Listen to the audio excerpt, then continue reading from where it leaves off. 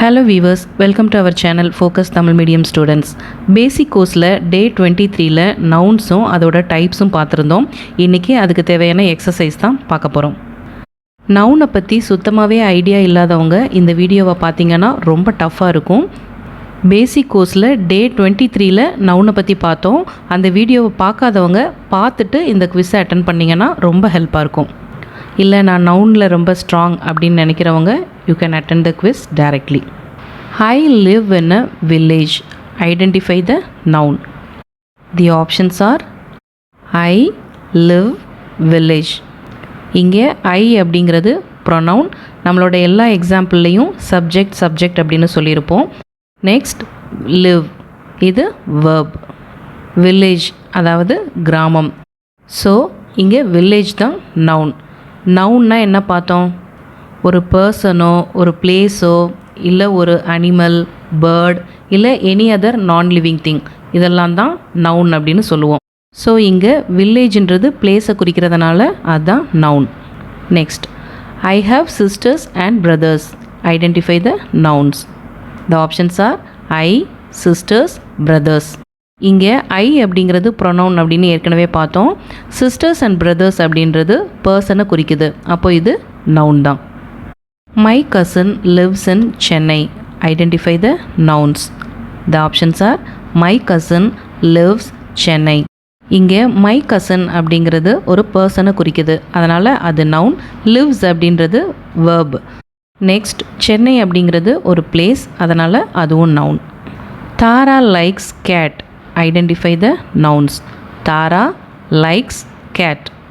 இங்கே தாரா அப்படிங்கிறது ஒரு பர்சன், அதனால் அது நவுன். லைக்ஸ் அப்படின்றது verb.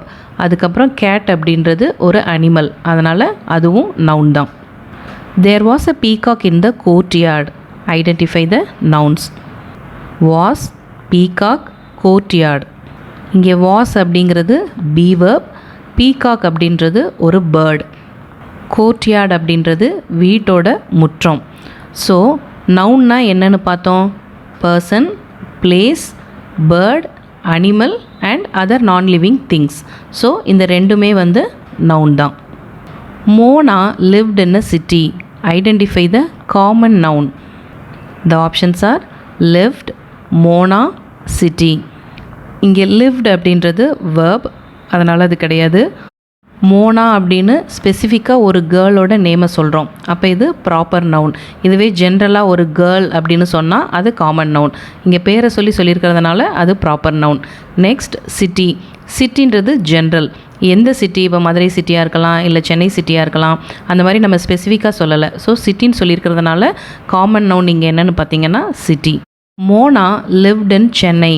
Identify the proper noun. The options R live, Mona, Chennai. இங்கே லிவ் அப்படிங்கிறது verb.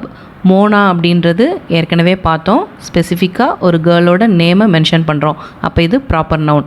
அது மாதிரி சிட்டின்னு இல்லாமல் சென்னை அப்படின்னு ஸ்பெசிஃபிக்காக சொல்லியிருக்கோம், அதனால் அதுவும் proper noun. I am going to Madurai on Friday. Identify the proper noun. The options are go, Madurai, Friday. இங்கே கோ அப்படிங்கிறது verb. மதுரை அப்படிங்கிறது ப்ராப்பர் நவுன், ஏன்னா ஸ்பெசிஃபிக்காக ஒரு ஊரை சொல்லியிருக்கோம். அண்ட் தென் ஃப்ரைடே அதுவும் பார்த்திங்கன்னா ப்ராப்பர் நவுன் தான். டேயை ஜென்ரலாக மென்ஷன் பண்ணியிருந்தா அது common noun. For example week day, அந்த மாதிரி காமனாக சொல்லியிருந்தோன்னா அது காமன் நவுன். இதுவே ஃப்ரைடே அப்படின்னு ஸ்பெசிஃபிக்காக சொல்கிறதுனால அது proper noun. Mart was born in December. Identify the proper noun. The options R born, mart, December. இங்கே born அப்படிங்கிறது அட்ஜெக்டிவ், அதனால் அதை நவுன் சொல்ல முடியாது. மார்ட் அப்படின்றது ஸ்பெசிஃபிக்காக ஒரு பாயோட பேரை சொல்கிறோம், அதனால் இது ப்ராப்பர் நவுன். டிசம்பர் அப்படின்னு பர்டிகுலர் மந்த்தை சொல்கிறோம், இதுவே ஜென்ரலாக மந்த் அப்படின்னு சொல்லியிருந்தால் அது காமன் நவுன். டிசம்பர்னு மென்ஷன் பண்ணியிருக்கிறதுனால அது proper noun. What is the feminine word for nephew? Cousin sister, cousin brother, niece. Nephew அப்படின்னா நம்ம கூட பிறந்த அக்காவோ இல்லை அண்ணனோட பையனை நெஃப்யூ அப்படின்னு சொல்லுவோம்.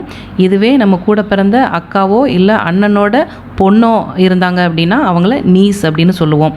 அப்போ நெஃப்யூவோட feminine word niece. Lawyer. Identify the correct noun.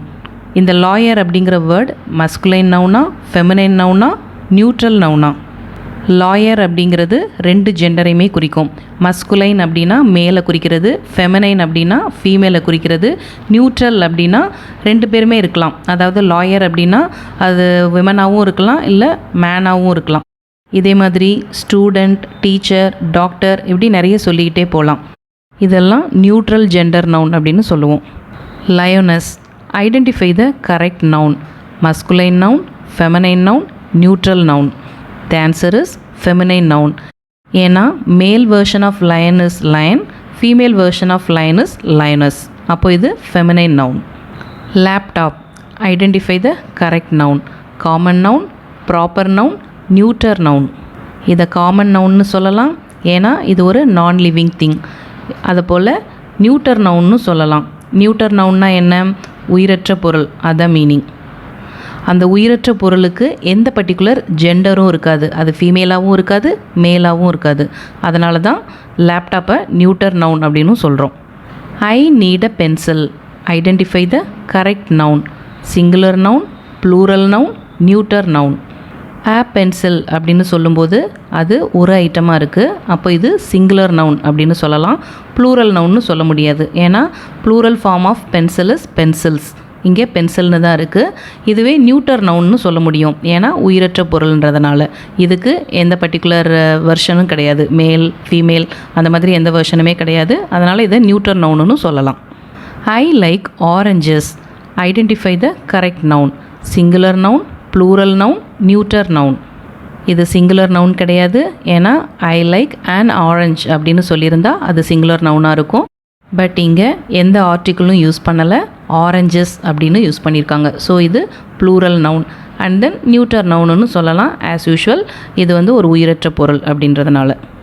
We have 2 cars. Identify the correct noun. Singular noun, countable noun, uncountable noun? இங்கே 2 cars அப்படின்னு சொல்லியிருக்காங்க. சிங்கிள் ஐட்டமாக இருந்தால் மட்டும்தான் சிங்குலர் நவுன் சொல்லுவோம். ஸோ இது சிங்குலர் நவுன் கிடையாது. கவுண்டபிள் நவுனான்னு கேட்டால் கண்டிப்பாக 2 carsன்றப்போ நம்மளால் கவுண்ட் பண்ண முடியும். அடுத்து அன்கவுண்டபிள் நவுனா அப்படின்னா கண்டிப்பாக இல்லை, காரை நம்மளால் கவுண்ட் பண்ண முடியும். So the right answer is countable noun. Sugar. Identify the correct noun. Singular noun, countable noun, uncountable noun? சுகரை நம்மளால் கவுண்ட் பண்ண முடியுமா? கண்டிப்பாக முடியாது. ஸோ இது uncountable noun. Coins. Identify the correct noun. Singular noun, countable noun, uncountable noun?